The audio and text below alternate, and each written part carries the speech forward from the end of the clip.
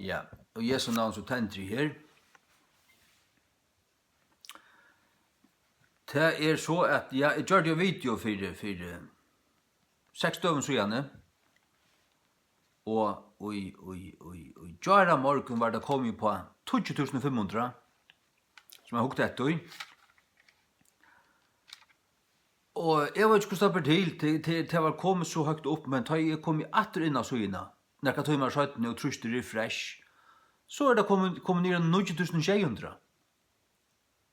Så ganger det knapt døgn, så det atter kommet på 20.500, og da trustet jeg refresh, da det atter kommet ned 90.500. Her akkurat lungst her på YouTube. Her akkurat lungst. Men whatever, jeg lett ikke ut det. Her var en 12.000 folk kokt etter. Og takk og lov. At det sånn at det så herlig til å suttje og høyre. Ikke suttje, men høyre.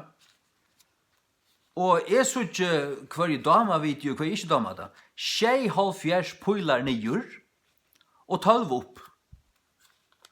Og til at jeg får nekk flere pøyler nyer, til mot, til, hva skal man si, til en fjøver min hatt, jeg tar det som raus. Takk for det.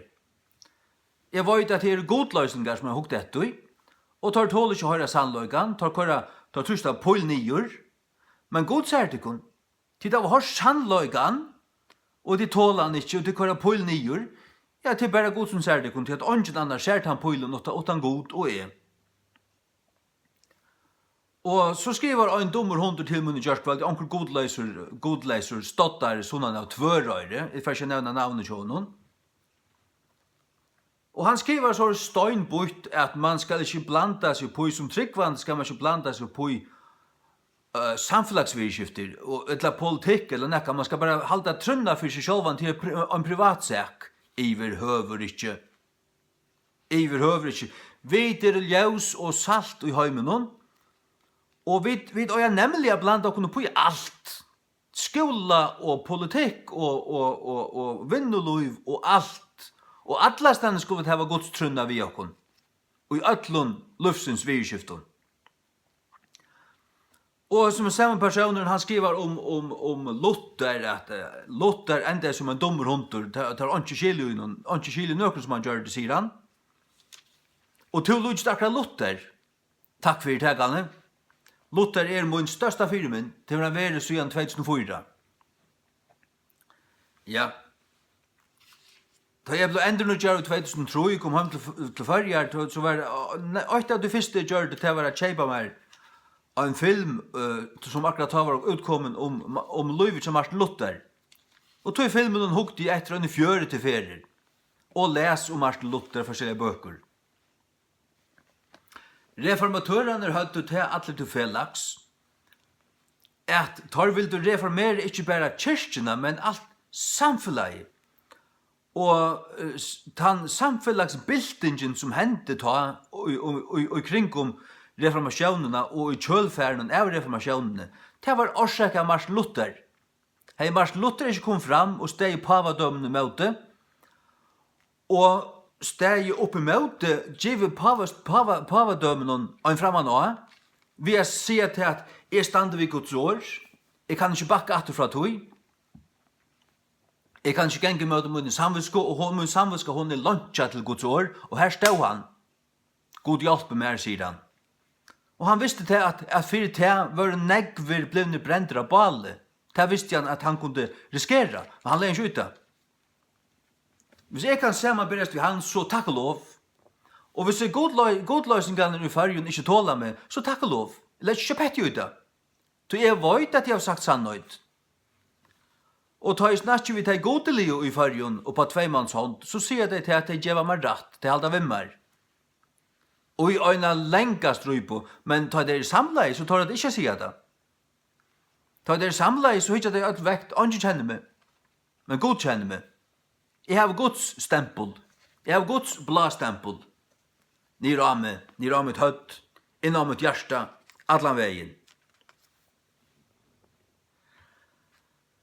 Og ta I god kalla meg til en slukka tjänast og som hette at avtala og være at tala på en framliga. Det var en av oi 2000 og nei, og i 1996. Da jeg var unger. Da fikk jeg til at jeg skulle se sannløygan om ting, og jeg når samkommet, jeg var begynner å tale. Det var næst siste fyrir jeg ble begynner å tale her. Jeg ble øyne for begynner atter, øyne 12 år 17. Da hilde det til at det var brøyter, det er slett ikke. Og bøyntørene skulle de opp, så brøyte god talene som er. Og det var til at de skulle flansja det av her. For hykleroi, dobbeltmoral og kulta. Så det var sovande og bare lukka gildig.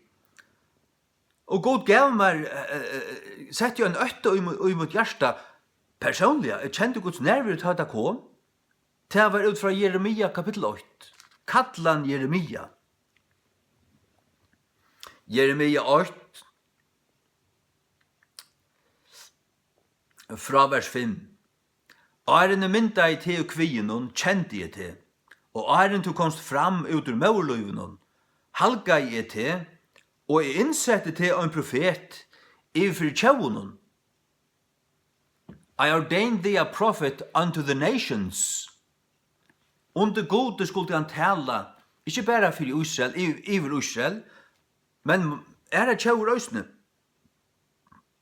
Ta sier jeg, Herre god, så du ikke tala, til at jeg jo et baden. Han var ungur.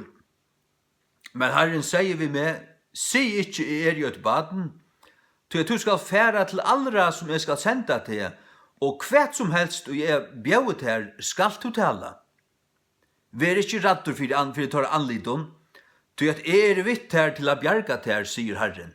Da sier meg her, jeg finner jeg kjenne. Og jeg reist ikke til anlid, ikke anlid av løgmann etla nøkron som helst. Onkon, hakstrata dømara, fløyt av til kun. Kun alle retta lort, og bispor. De skulle gjeras vel og akta Guds år. Det akkurat hva de skulle. Jeg krev det av til kun. Vers 9. Da kort I Herren framsunna hånd og nem vi munnmoin. Og Herren sier vi med, så jeg har lagt årmoine og I munntoin.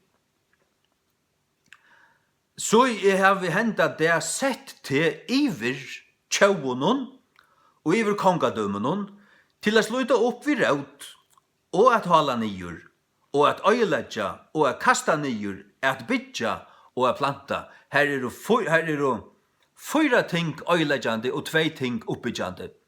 Ta I alt spilt, ta I det blir korrupt, så kan man ikke bare valsigna det, Pauli Høy. Du valsignar kringvarpe, du blinde drumpor. Her ikke av signa. Her alt at avtala. Det du aldri gjørst. Du en mannsløsende lortur. Du kan du erst.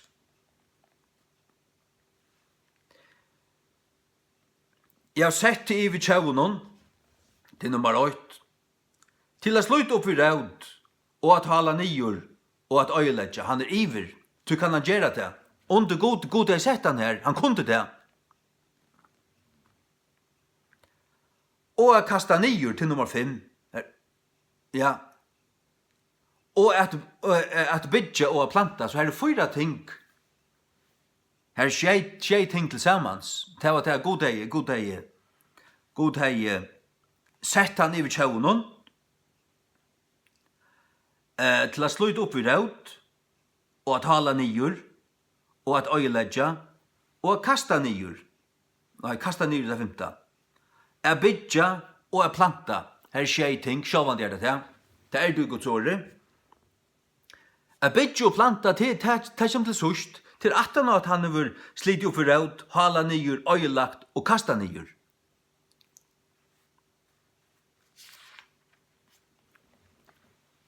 Så taler jeg god hes I årene til mun. Bønt til mun, Jeremia 8 fra 16.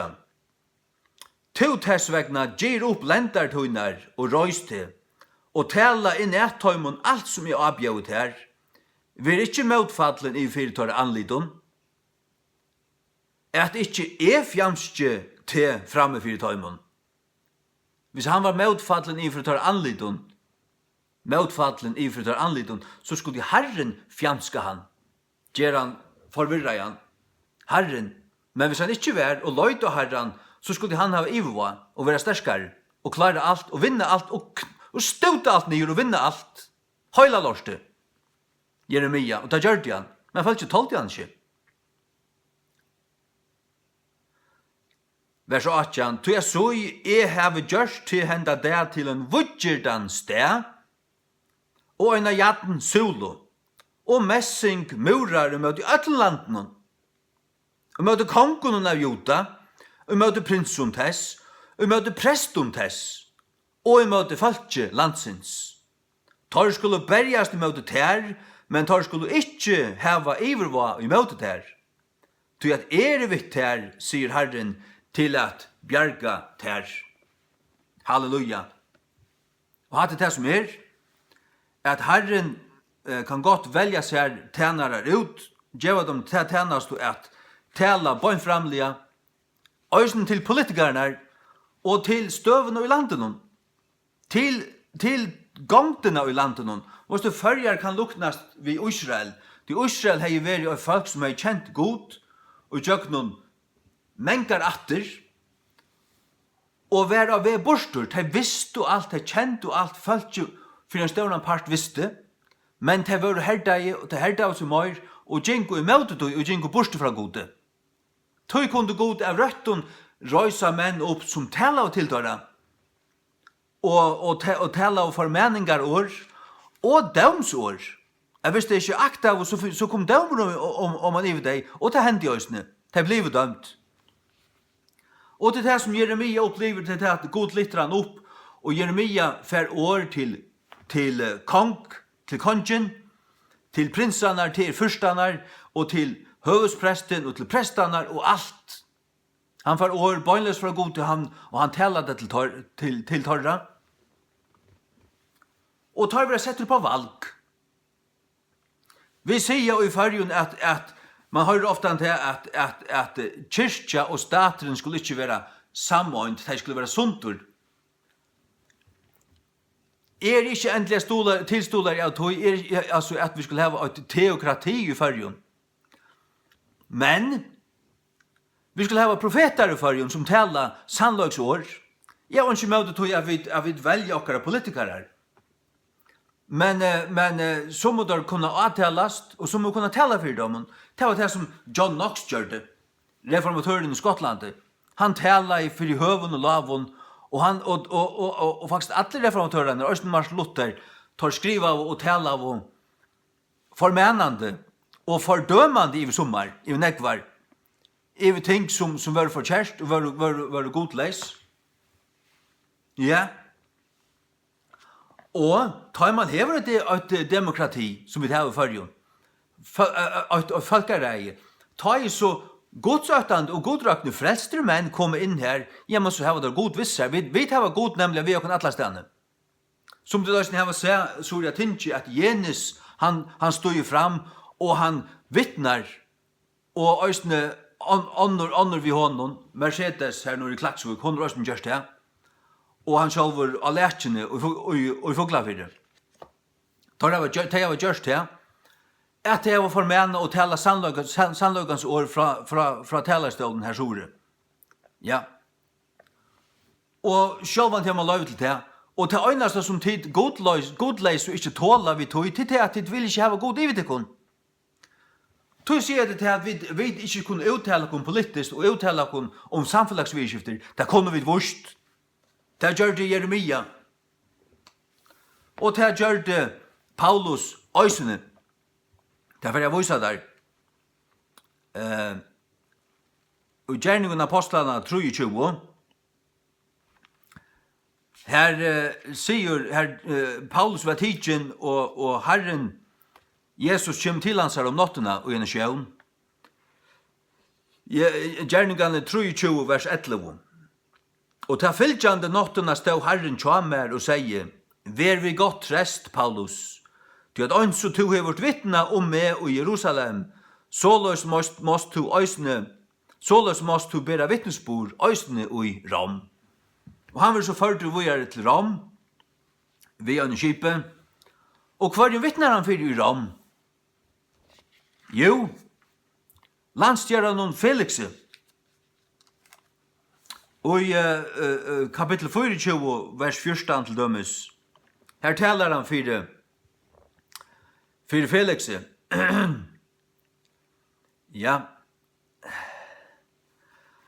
Men hetta jottiet her er etter veien som dere kallar renglæra.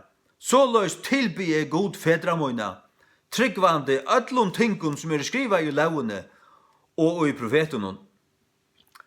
Han vittnar her, han vittnar om sina tryggv, men så stendet det øysene at til dømes i vers 24. Og etter avsa det ta i Felix kom vi konsunen Drusillo, som var en jødinna, sendte han etter Paulus, og hørte han vi vujande trunni av Krist.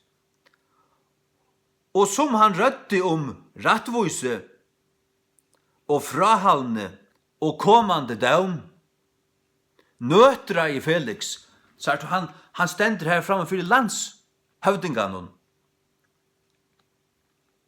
Og han talar her om vittnar om sina trygg og sier hva hans trygg dreier seg om Jesus Kristus, at han døy og røys oppadur, og at han skal dø med heimen, Jesus altså. Men så talar han også om rattvise og frahalne, til omvending, til rattvise, sånn rattvise, til hva det synd og hva det ikke gautakelig til sånn ekka. Og til stundje Felix. Hetta er altså Paulus som stender fram for landshøvdingan og talar såleis vi han, at støyter han. Nøtra i Felix, han skalv, han nøtra i, han ble benchen. Han visste at det var sannøyd. Hetta var det som Paulus pratika i. Og det kan jeg også sannlig østen pratika. Og ratta seg etter beie kringvarp. Han alt svikaprofeter som kringvarp noen. Og folk tendrar sjøvnar på klokken 6 kvart kvalt, og høyrer hessa svikaprofeterne, og ta dolkar kvart manna hjärst i fargen. Jeg finner mig ikke ut. Jeg finner mig ikke ut. Så kunne det alt kvar tommel nyer til min video. Jeg fløyt jo at det. Jeg sier det lukkavel. Det fer mig ikke til å vika med et vet. Ikke et øyneste bette. Jeg vet jeg har rett. Så fer Paulus øysene fram for kong Agrippa. Det er kapitel 26, vers 20. Han talar øysene for kong Agrippa. Vers 19. Vi kvært og Agrippa kongur, jeg var ikke avløyen i himmelske sjøen, men sunde fyrst tøymen ur Damaskus og Jerusalem, og utjøknen ødel omrøyene av Judeo, og søyan fyrir høytningen, at tar skuldo venda og venda til Guds, og gjera versk høstjelig fyrir omvending. Så Paulus var ikke en bløyta. Han var ikke en bløyta. Han var ikke en som Paul i høy som han kom atter og til må endelig ikke halte at vi tåsa for nek om helvete. Altså, vi letja mest avherslu, vi tåsa nek om Guds kærløk, vi er ikke, altså, du må ikke halte at her om okken vi tåsa for nek om helvete. Om helvete, det må ikke halte om okken. Hva er det gale vi tog om det her om det kon? Det er ikke gale vi tåsa nek om helvete, vi behøver ikke. Jesus tåsa i mer om helvete enn hva han gjør om himmelen. Jeg talte jo Matteus og evangeliet øyneferna. Jesus nevnte helvete 28 ferier og nevnte og bøgnløs og sier bare til helvete 28 ferier i jøkken Matteus og evangeliet. Det er mer enn hva han tar seg himmelen. Og det er ikke ønsker for å gjøre det. Slett ikke. Nei, det er å vekja folk opp til at det er alvorlig, til helvete er til. Tog gjør man det. Ja. Vend om til Guds og gjøre versk høstelig for omvending. Det skal være en sånn omvending. Det skal være en sånn omvending her som du møter Jesus. Og det er det som Paulus kjente. At han ble nødvendig personer. Han er vært Saulus, og han ble til Paulus. Og nødvendig med vår. Halleluja. De som tar i høyre sannløygan. Så du, tar i et menneske høyre sannløygan. Så støyte det. Det får en stink i hjertet. Akkurat som tar Peter prætik evangeliet for jødaranen her av første kvidesunnen, tar fink en stink i hjertet. Tar fink en stink i hjertet. Tog at ta rekka dina samvisku, du vorst at dette sannløgjen, og tøy blod du ytlur, tøy østud i det. Og til akkurat det som Paulus skriver til Galatamann, han sier i Galaterbrevn 4:16, jeg tøy våren til kara fudgjende, av tøy at jeg sier til kun sannløgjen, ta tøy han tar seg sannløgjen for dem, og tar man dom til ikke sannløgjen, at hei vil du gjøre, han visste det, at nå for at jeg heta meg. Det for at gjøre meg til sin fudgjende. Tøy jeg som tål ikke sannløgjen. Og ta i det så kvar tommel nyer, ta i det høyre sannløgjen, ta har det gjørst ått. Til til det var utpøyga til kun sjálv, som fudgjendar av sannløgjen, så vidt som det sannløgjen Guds års i av tala. Og så det til at det som vittjer, har vittgjørst øylanek, øysten sørstene og mengan fyr, hver for til å være aktuelt, så har vi vittgjørst det. Til at her vi ætlensen sodomien til vilja trusta.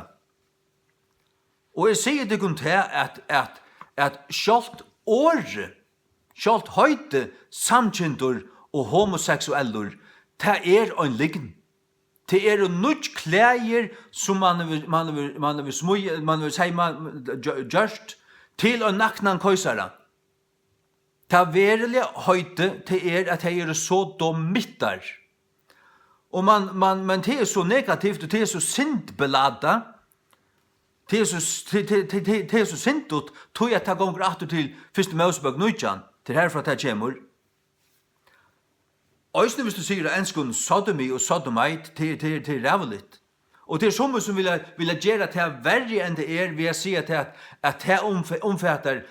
omfatter djaura sex og badna sex og alt sånt. Nei, det som det det som det gjør du i Sodomo. Og hva gjør det i Sodomo? Jo, menn for vi mannen. Og det fordømmer Guds år tvørst og jøkken alle bøyblene. Øysen i Romerbrevnen 8, 4:6 og ærastane. Guds år alt fordømmer det. Og det vil du dømt etter av døma deg. Men øysen, hvis man brukar bare sånne fornuft og logikk, tar man hokser om disse ting, jeg hokser om at her, at det jo trutjer variabler, det tro ting som gjør seg galtande, ta i du hokser om det som de kallar tjenslian identitet. Vet du hva det For det første, det som hanger utan av der, eller det som utan av kroppen. Konefolk, brøst og hål, og mannfolk og morst. Det måste bare tenke der av. Det det som hanger utan av, det det som sast utan av. Og så nekka her som heter kromosom. Konefolk har kromosom til XX. Mannfolk har kromosom til XY. Her det ikke anna. Du har anna kvørst. Så det neste variabel. Tredje variabel. Det hormoner. Mannfolk har testosteron, og konefolk har østrogen. Det hormoner.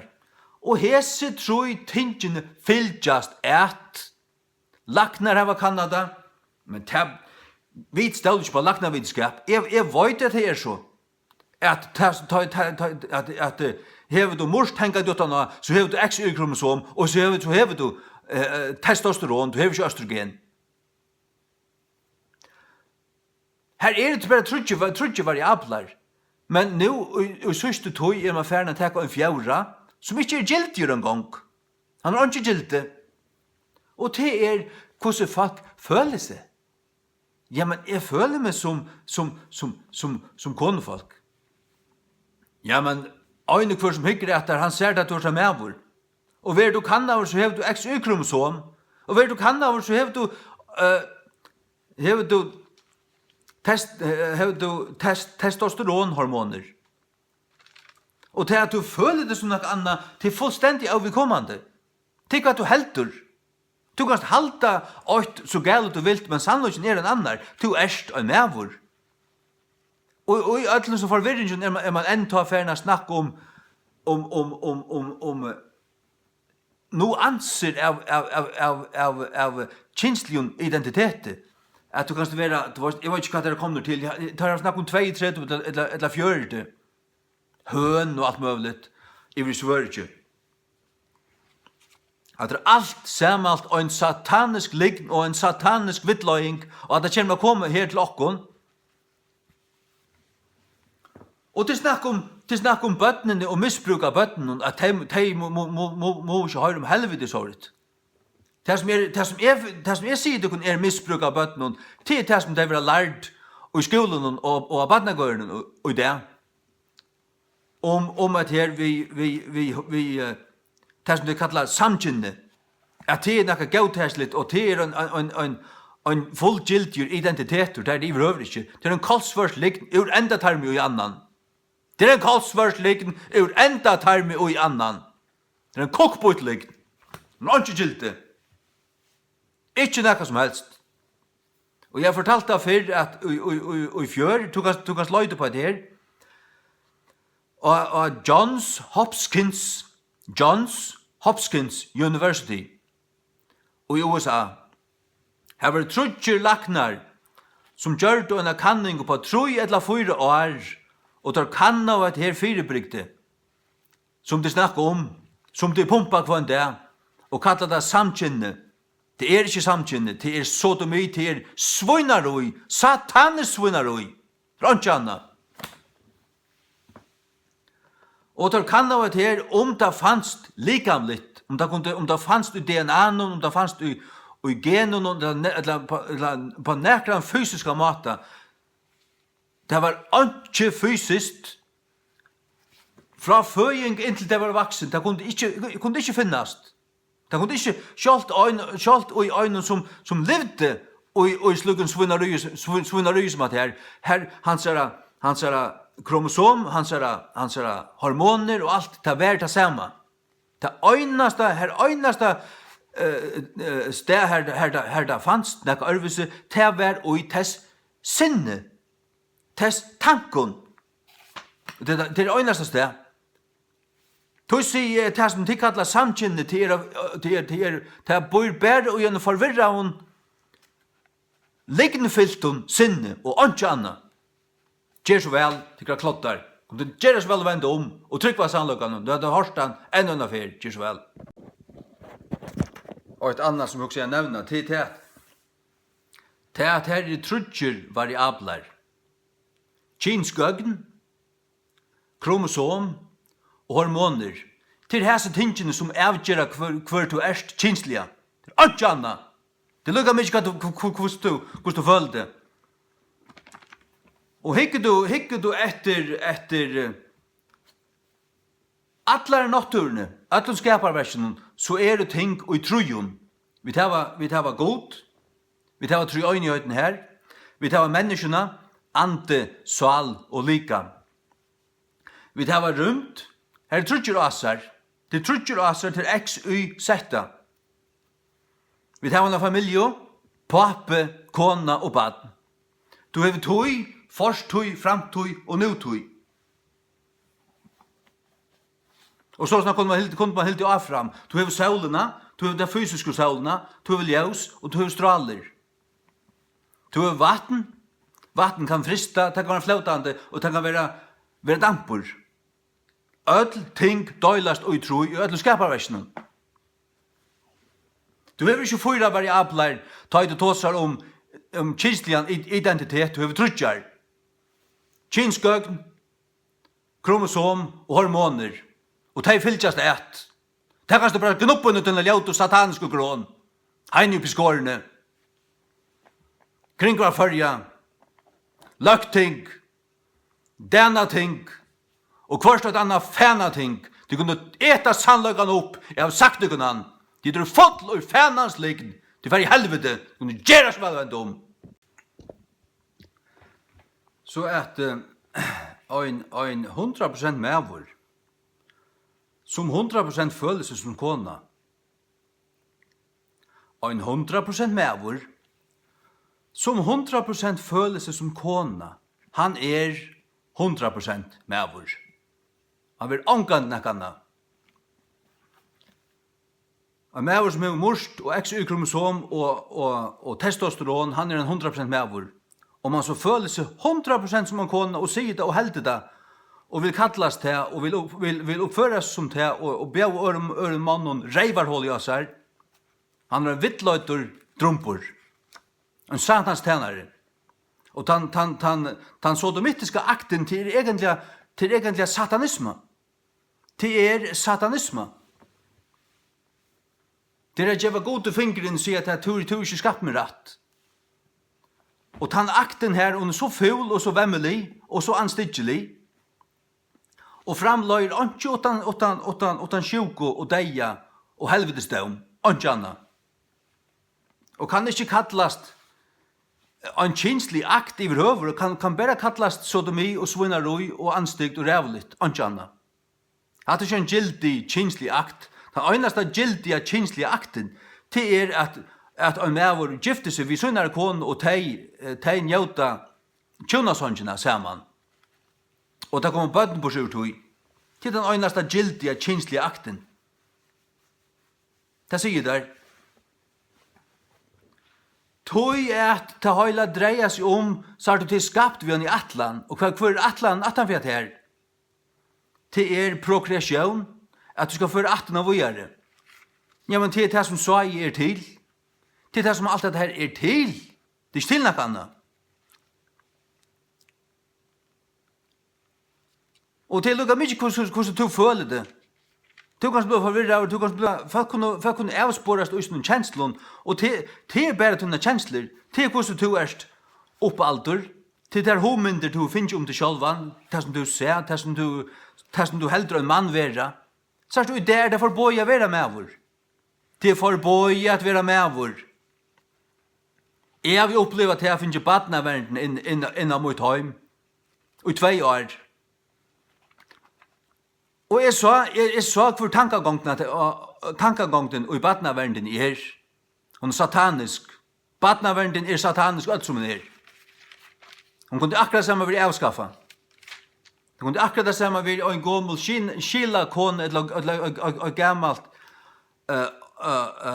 anlides menneske i hver bygd som fylte vi støven i hver bygd og skriver en manavlig eller kvartals rapport til omkring som hei iverordna og avbyrden av oss her. Men så som badnaverden er det, er hun fullstendig reivrent satanisk. Jeg vil ikke se nekka anna. Hun får ikke gå en vittnesbord fra mer. Og hon badnaverden er største badnamisbrukere som finst. Jeg opplevde det å være i Danmark og her kom jeg et halse på 2 familier som var rundt der ur Førjun. Der bo i samme sted. Og båda familiene skjøtte til at vi rundt ur Førjun årsak av psykisk terror av badnaverdene. De følte seg fullkomlig skiten ut, trakka i nyer, kleira i, krenka i av badnaverdene. Og de måtte selge hus og røyma ur Førjun årsak av forfylking og psykisk terror. Og ta jeg etter å snakke om, de er ikke misbrukt sin bøtt. I vrøver ikke. Han har badnaverden, hun setes jo av de nemmeste tilfeltene som finnes her som verilige trobløyker her halter det seg vekk. Men her som et eller annet finnes, sinter av ruttlet inn, sinter skite, og bøttene sinter forføyt, eller et eller annet, det gjør ikke sin skulda ting rett, og jeg fer inn her gale, og så henga det i dem i 8 år, og mamma ble purasta bråten, papen omgad i heima til han sjåmæver, ditten og datten. Det har jeg haft støvan har vært negg bedre hvis badna var slett ikke omgad det var kommet godt, så har det vært i ordan. Og ta i det ble fortalt meg, medan mamman forteller, så var det bøtten oppe ristas og svarta. Jeg er simpelthen traumatiseret av opplevingen av badna-verdene, at det er satansapparatet. Så har vi sagt sannløkene om at det er helvetespakk. Ja, fullständigt ja.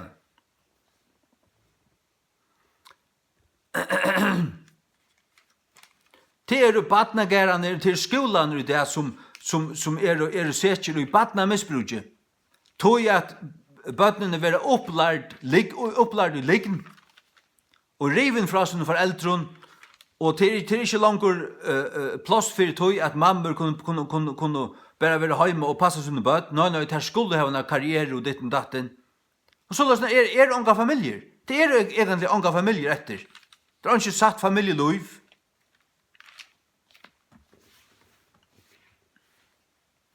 Nej, som säger där att ett människa som alltså en mävor en mävor. Det blir en stein på till hötten och det som tröstat här och vill ha allt landet godtagat här till arbete för Satan. Det kan allt fyrröka det till helveteseld, väl gagnes det kun. Så sannlösen är han att en människa som føler sig dritten är samma kine. Ta människa føler det i sin sinne. Vær i sin sinne. Og det er en sindig tråd. En sindig tråd.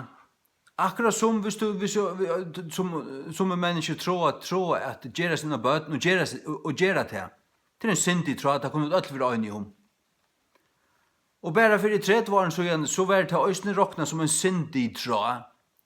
At menn fører vi mannen og koner vi konen. Det var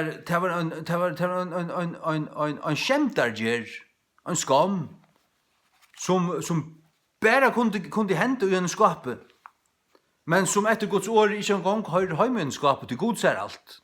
Det er en synd av han seg. Og det er angant du rett og skjer litt, ja, men det er det som jeg føler med. Jeg er svårt å forvirre over. Føler du at her er svårt forvirre over. Forvirre over. Og det er det eneste du verst, du forvirre over. Og det kanst du få hjelp for det. Det kanst du vurst få hjelp for det. Hever du mannliga grøyer, og så hever du XY-kromosom, og så hever du testosteron, det gjør til mann gale. Du er medvur. Og hvis du er så borter at du ikke vet det som kommer ut ur snjeldraren kjadder, det er så, og det er til å befrukte en kono. Hvis du så først stein for at stinka upp i anus og en manne, så er du borter. Du slår kjørt han. Og det er bare du sinne. Og det kan slett iverhøver ikke forsværast opp av nækra mata. Hva er tog som livrar for tog og forsværa til? Det er et helvetes baden. Det er simpelthen det. Og det kunne det heta med fire. Det fløyte jeg faktisk skøyte jeg det. De skulle høyre sannløygan. Arne det var splatta og hiva i helvete i et såmål. Vi lever så dundrande i sørste tog. Og dette er strikan. Hetta er strikan som Guds år viser at ta det færre i om hesa strikene, ta det er Sodom og Gomorra, og det er som kunne luknas vi heimen Arne Sindaflavna kommer. Og ta det kommer nu. Nu gautekka det her. Og et atterlig vekser opp som fer hetta trust i røyse. Ein rikva hever subscriba seg til mine kanal syste vikene. Og det er alt så 15-16 år gammalt. Og det er bare for sensasjonerna skilt. Ja, nu er det så kommet inn på min kanal, nu høyrer det sannløykan. Han høyrer det ikke i skolen, til gang student og ditt og datten, til få ikke en gang seksualundervisning som nekka skiler i. Ta fjauran, tar gjør fjauran ting til gildian variabel, til hvordan et menneske føler seg. Og ta nevna der sal, tar seg, hatt er en mannfaka sal, fengu en kvinnliga med. Slukt humbuk og brass.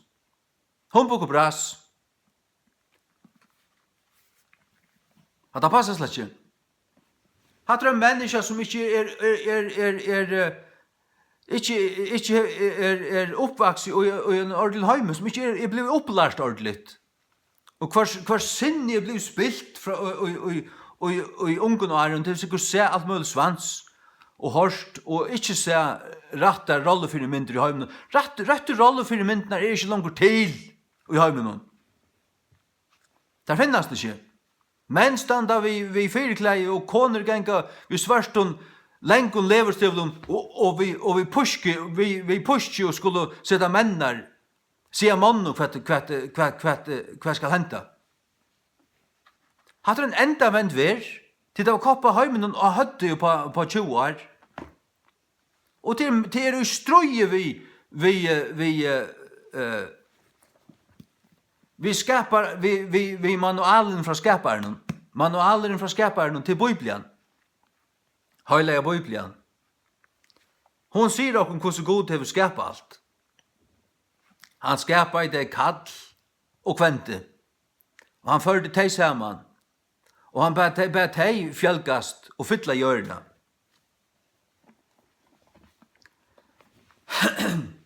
Ja. Og samkynne, det som du kallar samkynne, det sodomi i tjatikon, det fører ikke godt visser, det fører bare deia og sjuk og bulter, og det er tremanskaper. Det er tremanskaper til å ferna fost vi Arne Abrahamsen. Tremanskaper. At det er en lign. Kolsvart lign. Satan hever teska og en lign ute, kanskje fra ungen og æren av, det vet jeg ikke, men at det er en lign. At det er ikke det som du erst. Og du kan komme fra oss nær, og alt førre land skal komme fra oss nær. Ferdig det tryggvast nær, ferdig det laudgjøvat her, og trustat her jøkken, og døma til rettvis landen, og for å tale etas nær, ja, så skal jeg være fyrst og færre fangsel. Fyrst og færre fangsel. Jeg fløyt i det. Om jeg så den første jeg færre fangsel, for å se sannlag om det her, og for ettertøyna kommer stand i søvebøkene som tann som taler ettertøy, og som blir kastet over i fangsel for å tale ettertøy, så vil det bare til tikkere skam, og til moin evige høyur. Jeg har sagt det kun sannlagan. Jeg har avværet det kun, så da fløyter etter høy. Og det vet jeg har sagt det kun satt. Jeg har også avværet det kun helvete, og ikke kom å si at det er bare tås med helvete. Men det er ikke vært til munne skam om vi tar seg nekk mer om helvete enn om himmelen. Det er bøynt årene til innslag som vi tar seg om helvete. Ta gjør det et lengt innslag om 12 fingre på om himmelen. Så jeg tar seg også om himmelen. Men det er man ånden skam at jeg tar seg nekk om helvete. Og det er sannløyd. Vi tar seg Guds år. Og at det helvetes apparatet Arne Zachariasen sier til at ja, sånn helvete svikker profeteren. Arne Zachariasen sier til at nå har han en ære avskoan om helvete. Han tror ikke tog som han tror fyrr. Det tar vi vita og i Aravus. Og skamma de av Rau Norrøy i Klaksvik som har han at tala for ta en unge her i Klaksvik. Rau Norrøy, jeg vet også hvor du erst. Du er også svikker profeter. Utfor halar, kjepter åtlar. Som ikke tår å standa av sannløygan eller tala sannløygan. De skulle dundrande avdugast og kallast til omvendigar til å svika profetar i deru.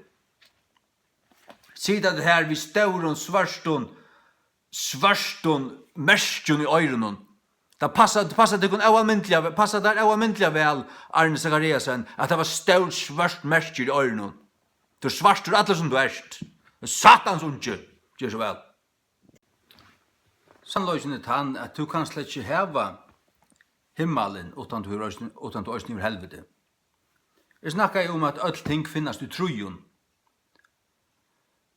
Du hever underheimen, du hever hendanheimen, og du hever iverheimen. Du hever det som er for i åman, og det som er under okkon, det er nok under okkon. Og du gonger slett ikke av en større planet som melder. Du stender av en fløto. Det kan jeg fortelle deg. Det er en formel for hvordan jeg kan gjøre skal øydes for at bogna. Og tann bøyen hever angan til å være molder å gjøre det. Aldrin. Og så myndene du sørst fra rundene er at du sørst lukka som gjørene under så hanker et rumdarfær her til gjørst, vi telto. Til gjørene snære også, och hon är bögt. Man ser, jag syns det väl att det är photoshoppa. Och ösne filmar vi GoPro linsu. Gör det flött. Och under hjørnet her er et størst rum inni i hjørnet. Og så spørs du, ja, men hvordan hvis man fer ut enda, dette man så av? Ønskene er her. Vi vet ikke hvordan det er her. Ønskene hva det er her. Til underheimeren og hjørnet vid livet, og så himmelen i vraken. Det er trutjerheimer. Tog stendet til King James og i Hebreerbraun 8, at he made the worlds. Han skapte veröldinar. Det är trutjar verölder. Till himmelen och till helvete. Ty jag så älskar i god heimen att han gav son hin øyngittna. Till dessa kvar som helst. Och tror han skulle inte glätast. Men han var ävet lov. Kvar som helst tror han. Kvar är han? Han har hjörne. Her skulle inte glätast. Men han var ävet lov. Här har du tar trutjar heimanar. Ja. Og Markus 16 færre ut allan heim og prætter ikke glede påskapen for alle skapningen. Han som tror og være døptur skal være frelstur. Han som tror ikke skal være heldømtur, damned. Helvete er til Arne Devilshødd Zakariasen, tun armur du erst. Tun helvetes svika profeter. Det skal Sjur Høygård ha sagt, men en kan, og avværa öll klaksvig med det der. Men at avværa Raua Norrøy, det kunne man gjørst alla sunne av her rundt ønske vi. Jeg tykker ikke på at han hever et høyligt hjerte en gang. Jeg bjør tæra tala, då han ringaste svikaprofeten og i fargen. Først nere i Norrland hos jeg prætika darwinismen for føringen. Og så er han da kjeltan så blind at hun røysni bjør der. Det undrar meg en pinn. Ikke øyntan øynasta pinn at jeg bjør tæra tala. Ikke et øynasta pette.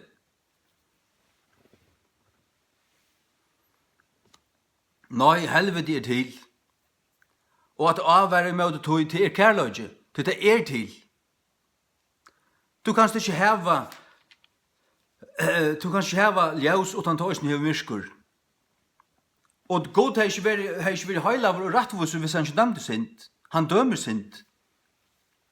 Men hans planer vær og til at han har dømt sin son for okkara sint.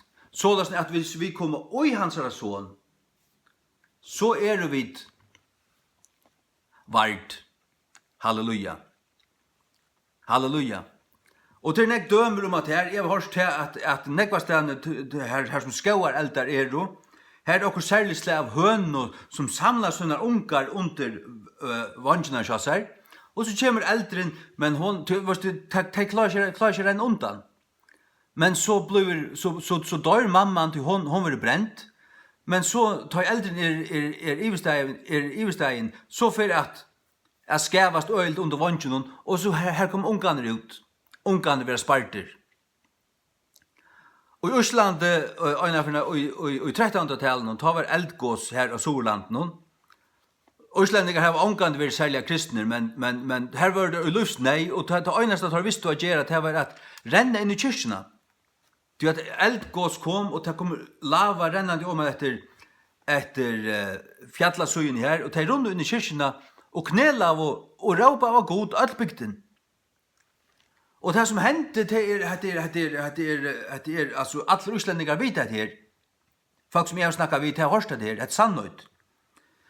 At lavaen skiltest, og hvert hus, alt rundt om, men 20-30 meter hver menn vi, kyrkjene, her åpnes de, og så kommer saman at de langer nyrre. De var her, og de var bepparat, og de avkallet av god, han sverre i, han sparte deg. Så løsne det, han til bare døme i av ånka tiltrykk til en kyrkjebygning.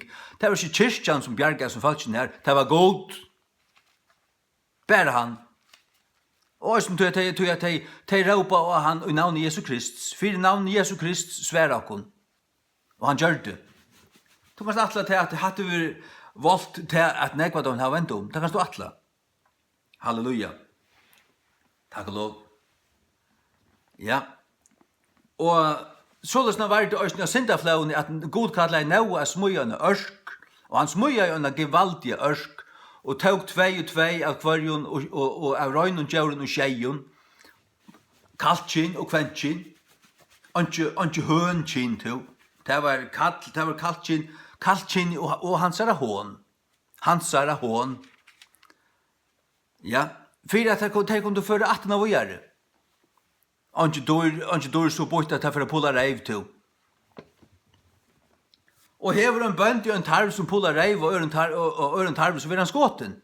Han tar han verd til deia. Og det er det som Bibelen sier, det som gjør at her til verd til deia. Verd til deia. Og god som han drepa til kun. Og tar det dodja så færre dit nyretter. Og han dit nå vakna og kom syndane og råpa av Jesus og be han bjarga til kun. Så rønnsar han det kun og fyttel til kun hvis hun høyla andre og til vera såløys og møyr. Til vende om, og han rønnsar det kun. Og det så vittløyd som Arne Abrahamsen var, for å trykke til at han er en reppolare, ja, så det evigtidgen av Satan, så har Satan lov for det kun. Det det som hendt vi har som stakkal av vattnet her. Han kan takke og vende om, eller for han i helvete. Det kan han for, han for i helvete. Det kan du bare høyre. Det kan du bare takke der, ja. Jeg lett ikke pett jo hva du heldur. De arva ikke kongadømme Guds. De som gjør det hatta. Og så er det øyn og kvør kan særsteklig og i sånne ungdomsåren være forvirraver.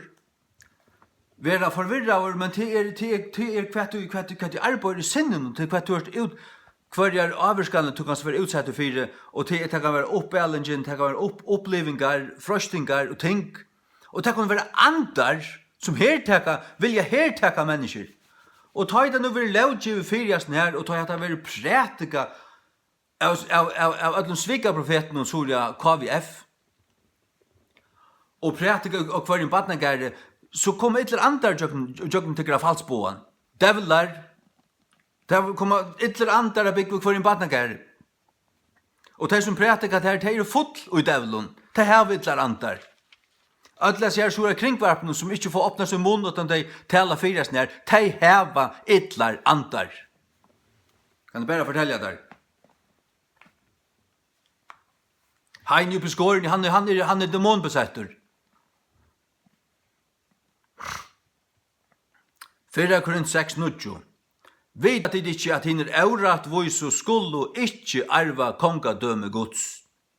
Vi er ikke vittløyter. Kvørste siløysingar, det er det som er sileis, det er å være sileis, og det er at øyka kynsløyv utanfor kjunaband. Og her møgnast vi kynsløyv, altså sammen vi hinner kynnen. Edla avgodadurskarar, edla hårdamsfremjarar, at fremja hår, det er at drive hår. Og det er vi kjunaband jeg gjerra. Det er at du er giftur, men du er avtryggvur. Eller du bryter kjunabandi og bare latt, du er han som bryter det, og bare latt og lykka sinjande farstar en annan, og det er du ikke rett til. Ta er du en hårdrivare, og en hårdomsfremjare. Eller kvinnolater til transvesittar. Kvinnolater tar ikke transvesittar. Det er for å forvirre sinne. Det er ikke en kvennsval og en mannsliga med et eller annet katolukt. Det er for forvirra mennesker og ikke annet. Etla missbrukare av seg selv vid mannkine. Det er så de mittar. Det er missbrukare av seg selv vid mannkine. Mankind, det er først og fremst kaltkinn. Det er mæver og manne, men tog øysene kona vid kono. Det leser du i Romerbrevet 8. Kvinnor tar av kvinnor fører fra tog naturliga brukene. Ivrig det som er i møte natur.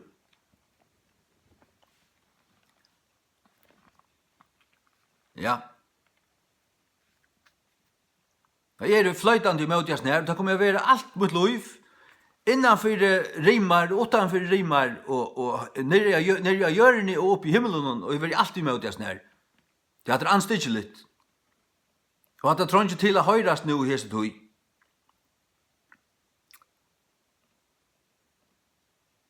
Du har sjálv torra kvinnor brøtt ut til naturliga brudje iver i hatta som i møte natturu. Ta kvinna för kvinnor så det møte natturu. Og ter kvinnorna i förjun som har allmänt flagga vid sin egen skam og visa anlit at og se at det ger at her. Jeg tar kunne bare tåla til at det var avtala her. Sonja Jakobsdøtter, du har flaggande skam. Du har slett ikke samkjent. Du har en helvete sodomitt. Og du ført i helvete. Du kan gjøre så vel vende om. Og det er en samlivar i øysene. Og satans apparat. Etla tjauvar, etla goyrir, etla drittjumenn, etla ilmælsmenn, etla peninganøyarar skulle arva kongadømme gods. De arva ikkje gods rujtje. De kom ikkje opp her. De færa nyr her. De færa deg. Og kom ikkje kalla til en tryggvande hvis du ikkje trus bøyplene. Arne Zachariasen, du er ikkje en tryggvande. Du er nok av bøyplene. Arne Zachariasen, du kan ikke også gjøre det klaren til helvetselt.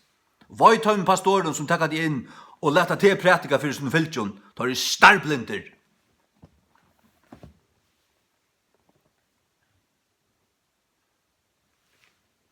Arve ikkje kongadømme gods. Misbrukare er seg sjálven vi mannkynne. Mankind, abusers of themselves with mankind, hadde kinsligt. Tog at det byrja ved siløsningar, og så fyrir det til hårdomspremierar, og så kvinnelatier til transvesittar, hadde det alt kinsligt. Ok, jeg god at det skal kjøre i middelen her. Men hadde kinsligt. Arva ikkje kongadømme gods. Og så sier han her, sløyger vaurer og sommer av til kun. Tar at du verjat her, og det blir tryggvande, og det blir vaskeier. Men tid er du tvåeier, men tid er du halvgeier, men tid er du rattvus gjørter i navn i Herrans Jesu, og vi anda Guds vårs. Rattvus gjørter, tvåeier, halvgeier. Til det som man kan oppleva, av bløyva, er at tvåavur, halvgavur, røntsavur, fra ætlensløykun. Ja. Halleluja. Takk og lov. Og det er Jesus som entrar gjerra. Og det er vil han gjerra. Og det er den øynasta løy, den øynasta bjarging. Den bjarging er ikke i Buddha. Den bjarging er ikke i yoga. Eller i Kivanes, eller Lions Club, eller nekka anna. Den bjarging er ikke i ta sjálvun. Den bjarging er i Jesus Kristi, til fullgjørda versi han vil gjørst. Kom under hans vengur. Han vil samla sina ungar under sina vengur. Og til så at han har langt tidsi daumen. Han har langt tidsi tunn daum. Eldren brent i han. Boilatliga tala. Han tog daumen, han drakk tunna synd, han drakk Guds vrøyeskal, evig tunna og munna synd. For jeg vil kunne bli fri. Halleluja. Kom til Jesus til det. Amen. Så ta jeg har sagt at det ligger, og det som trustat her, det er egentlig prætikat her. Det er prætikat for Satan. Det er prætikat for de dolka falskje, vittløya falskje. Og de sier seg gjøre det i kærløyka og sånt, men det er godleis. Og de har egentlig omgang kærløyka, de er drivna av Satan. Drivna av Satan, og nå har vi jo her sånn innslagene nevnt flere navn, ikke bare 8, men flere og ditt og datten, og det er at ja, men de har sjálvvust anlitt, og vi vet hva det er, og de er allmenne figurer, så de må det bare tåla. De må det bare finne seg i at de sier seg være anstigter og skammer, og helvetes sodomitta pakk, sier seg liv og tøy, og har valgt det, og vilja forsvære det. Ja, som kunne gjøre seg vel og vant til å få sin mot seg. Og til å få det så fra mer, og til å få alt falsk fra mer, alt for land, for til å vite at det er anstigt, at det er synd, og at det er egentlig liggen. Og at det er ikke tåra kinslige identiteter. Den kinslige identiteter til hver du erst. Kinslige. Ikke hva du gjerst, men hva du erst. Hva du hever av kroppen, og hva du hever i kroppen. Her trutjer variabler, trutjer brigtlar. Det kins gøgn, som vi sier, kins gøgn og kromosomer og hormoner. Ja. Så kan det være at hvis en menneske forvirret i sinnen, at så får hormonbalansen av leie. Men det tog at du har gjort det selv. Det tog at du vil utsette for skøyven avvirskanen. Men det som jeg vil se, det at dranger som 14-15 år, då har du snakket og startet genga, tar i ordan. Og så er anker gjørsen av det, eller tar av litt reiven opp for en øre manne, eller bor en annan i enda termen, eller gjør det anker kynslig i en øre manne, og anstidger litt satanisk skrampel. Til at næst for du sartar, så har så rødden brøyt, og gangelei brøyt, og alt det der, til tog jeg tar av at giv etter, 4 øyneliggen, og ta har der gjørst seg sjálvar til det. Det stund til givet du duita, det stund til byrja på at her, ta brøydest du liggamlige, men du var ikke skapt så. Jeg vet ikke om ta hormonbalansen kan færa lei, det kan godt være. Men gjerst du omgående slukt, så er du skapt du rett, og då er det støyra der. Og det kanst du, til du arbeid av. Du Guds år, Bibelen sier til at de brøyte til naturlige brudje. De brøyte det. De er til ansvarlig. De er ansvarlig. De som gjør det her, de er ansvarlig. Og det er ikke Guds rydje til å fære nye retter.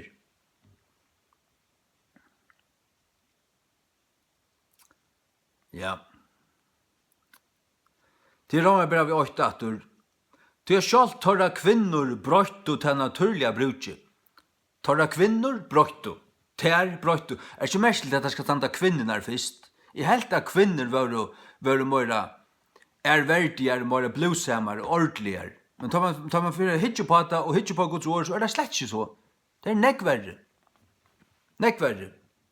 Ja, men leser du Bibelen fra byrjan, ja, så var det hon som fall for Satans frøsting først. Og så frøsta i hånmannen. Satan gav seg slett ikke høstla ved mannen. Konan fikk han falla. Ja. Og vers 22, og sommeløs øsne mennene 18 år, færande fra til naturlige brudjen av kvinnene. Til naturlige brudjen til at du hever tunna kono. Brenn du i sunne gynd kvørmad i øron, men vi mannen. Arne Abrahamsen, vi har kunnet øren mannen. Virskant, ja, men han vil sjálv flagga ut, vet du. Nu kan han bæra skommene. Og Guds år stender under møte. Han kan sitta i kyrkju alt hva han vil. Han kan gjøre så vel og vende til hva han kan. Men vi mannen virkande hatta som ausømelitt, ausømelitt som du gjerst, Arne Abrahamsen. Og møttekande i seg sjálvun, til virle vittlosynar som var høstjelitt, tar få AIDS, tar få gonorré, tar få herpes, jeg vet ikke hva paven alt øyder, atlan lorst, atlan tremanskap, og man livet seg, fyrsina sint, og så dodja der så ferdig i helvete.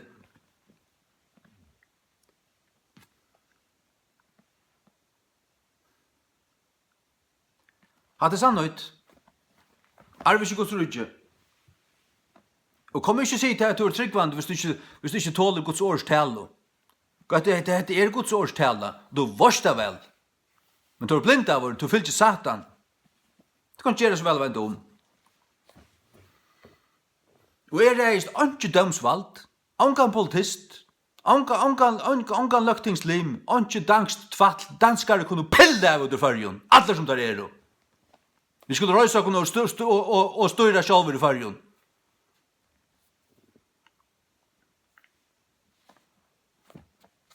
Gjør så vel.